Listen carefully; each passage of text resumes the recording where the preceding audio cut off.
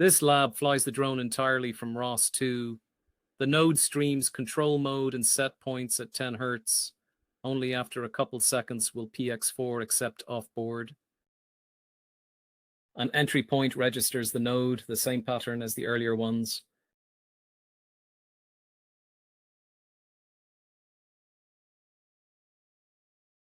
The package builds and the workspace is sourced.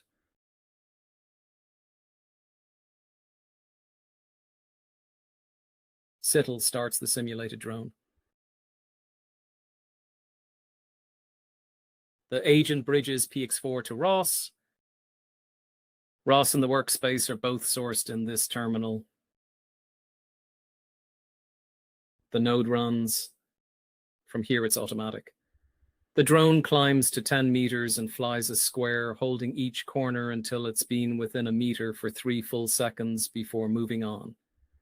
After the 4th corner, it lands, and the disarm confirms touchdown.